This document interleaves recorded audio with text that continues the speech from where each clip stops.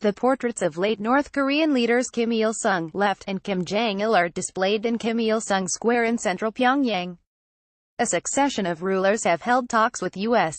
officials. Ed Jones, AFP, Getty Images. Joel Witt, at Joel Witt 38, has participated in face-to-face talks as a State Department official and as a private citizen with North Korea for 25 years.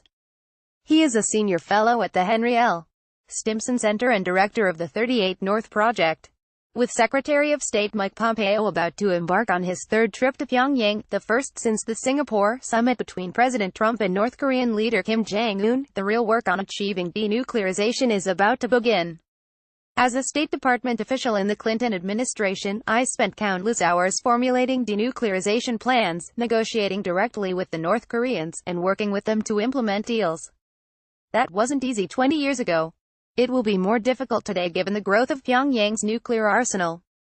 But keeping in mind guidelines based on that experience could give the Trump administration a fighting chance.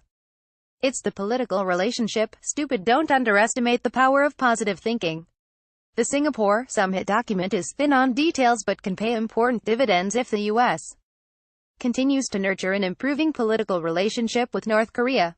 That's one big lesson from the 1994 denuclearization deal I worked on, which included major steps forward on the political front such as the establishment of diplomatic relations between the two countries.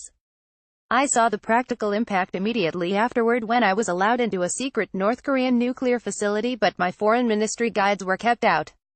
We shouldn't lose sight of the main reason why the North Koreans built nuclear weapons: to protect themselves from a hostile superpower, the United States. A real security guarantee, including more summits, reaching a peace treaty to replace the temporary armistice, ending the Korean War, and establishing diplomatic relations, not one written on a piece of paper without concrete actions, is the key to unlocking the denuclearization door. Ike was right, it's the planning, not the plans. Gen. Dwight D. Eisenhower's dictum about preparing for battle: plans are useless but planning is indispensable, also applies to denuclearization talks. During our negotiations that lasted on and off for 15 months starting in June 1993, our dream scenario was always that the North Koreans would quickly make all the concessions up front and the United States would make none. Kim Jong-un will have his own plan to present to Secretary Pompeo, formulated by North Korean bureaucrats, that takes place in phases, with Washington making all the concessions up front and Pyongyang none. Many a U.S. negotiator has experienced talks that appeared to fail, only to have the North Koreans come back and concede before the Americans leave for the airport. Joel Witt. Many a U.S. negotiator has experienced talks that appear to have failed after long, overnight negotiations, only to have the North Koreans come back the next morning and concede before the Americans leave for the airport. The administration should expect brinkmanship but also a willingness to compromise. That's what the North's art of the deal is all about. Don't let the perfect be the enemy of the good. Enough verification should be rigorous but can never be ironclad. Washington's fixation on making verification 100% certain, requiring unfettered access anytime and anywhere, will be impossible to achieve given not just North Korean but any country's concerns about national sovereignty. Rather, the Trump administration will have to establish a standard for a rigorous but not perfect verification, just as the Carter and Reagan administrations did during nuclear negotiations with the Soviet Union. They settled for being able to detect any cheating before it threatened U.S. national security. Moreover, getting back to an earlier point, an improvement in political relations can be translated into building a stronger verification regime. In 1998, I led a team of Americans on an inspection of a site in North Korea where we suspected Pyongyang was cheating on the Clinton denuclearization accord. The North Koreans cooperated in large part, not just because we were wrong, we found nothing, but because they were intent on improving relations with Washington after the downturn caused by their long-range missile launch. Don't underestimate the value of positive unilateral steps. We have been quick to dismiss Pyongyang's suspension of its nuclear and missile tests, release of 3 detained Americans, and plans to demolish test facilities. With the standard game plan with North Korea is pinned down, all the details in writing. Pyongyang will always be looking for loopholes. But unilateral steps by both sides, even if not in writing, can create positive momentum. That's been the case in the past, whether it was the unilateral removal by the United States of the last nuclear bombs on the Korean Peninsula in 1991 or the cessation of the largest joint U.S.-South Korean military exercise by the George H.W. Bush and Clinton administrations. And it certainly has been the case this year. We have been quick to dismiss or forget Pyongyang's suspension of its nuclear and missile tests, release of 3 detained Americans, at least partial destruction of its nuclear test site, and its plan to demolish a missile test facility. That's also been the case with the suspension of the 2 largest U.S.-South Korean joint military exercises that the North has wanted for years. Both sides should look for more positive unilateral steps. Don't assume anything, it's just common sense to expect the unexpected when negotiating with Pyongyang. But successive U.S. administrations have not learned this lesson.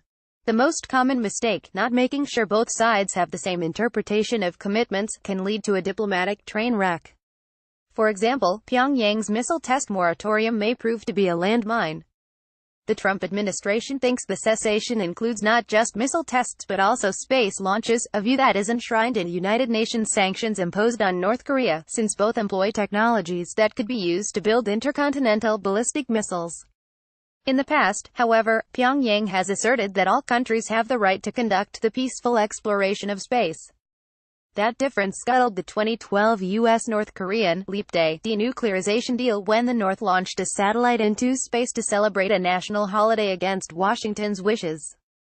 What the North thinks now is unclear. But with the 70th anniversary of the founding of the DPRK coming up in September, Pyongyang might celebrate once again with a space launch, causing serious problems just as denuclearization talks are getting off the ground. Don't exclude other parties. Nuclear talks are not a case of the more the merrier. Reaching agreements becomes harder as more countries get a seat at the table.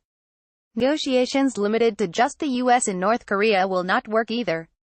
One big reason is that a denuclearization agreement will cost a lot of money to give the North tangible incentives, economic assistance that Washington will find politically difficult to provide. South Korea, on the other hand, might have fewer problems. In 1994, Seoul paid billions of dollars to help implement the deal. But South Korea will want a seat at the table rather than outside the room waiting to hear what happened. And others with an interest in denuclearization, Japan, China and Russia, may contribute financially and politically. Harnessing all these countries to pull toward a common objective will require the U.S. to find effective ways to combine bilateral and multilateral negotiations. U.S. Former Defense Secretary William Perry, left, and South Korean Defense Minister Ri Byung-tae confer at the Ministry of National Defense in Seoul in April 1994. Yun Kong-ju, AFP, Getty Images. Negotiations are too important to be left to bureaucrats, just as Georges Clemenceau, France's leader during World War I, said, war is too serious a matter to entrust to military men. Negotiations should not be handled by just the diplomats. After the 1994 deal, mid-level bureaucrats like myself were left to slog through the details. As a result, the agreement almost collapsed. After the North Koreans tested a long-range missile in 1998, President Bill Clinton appointed its special envoy, former Defense Secretary William Perry, who averted disaster. He worked with North Korean officials, as well as U.S. allies and Congress, to save the agreement. Pompeo has the right idea. He needs to be personally involved in talks. But negotiating detailed agreements can't be accomplished during 2-day visits to Pyongyang. That will have to be done in long negotiations, either patterned after Secretary of State John Kerry's daily involvement, supported by professionals, in the Iran talks, or negotiations conducted by bureaucrats bolstered by regular meetings between Pompeo and senior North Koreans, as well as more Trump-Kim summits. The State Department can't steal the show. The Secretary of State should lead the charge, but success will require a whole-of-government effort to harness the enormous expertise, particularly the nuclear and missile experts, that resides in the Departments of Energy and Defense and in the intelligence community. The administration, however, faces 2 challenges. First, it is unclear whether it can use those resources effectively. For the moment, while Pompeo seems to be in charge, National Security Advisor John Bolton, who is on the public record as thinking negotiations with North Korea are a waste of time, is lurking in the background. As slightest sign of trouble, Bolton can be expected to gum up the works. Second, virtually no one in the administration has had sustained face-to-face contact with the North Koreans. That lack of experience could create serious barriers to reaching agreements. It is one thing to sit at a desk in Washington, reading reports about the North Koreans, and another to negotiate daily with the country's authorities. We learned that in 1994, courtesy of countless hours at the negotiating table. Whether the Trump administration will be able to put these guidelines into practice remains an open question. The historical narrative about the past 20 years of U.S.-North Korean relations is filled with myths and misconceptions. But having started down the road to peace with the first-ever summit meeting between a sitting American president and the North Korean leader, the U.S. has a historic opportunity to end the Cold War on the Korean Peninsula and change the political face of Northeast Asia.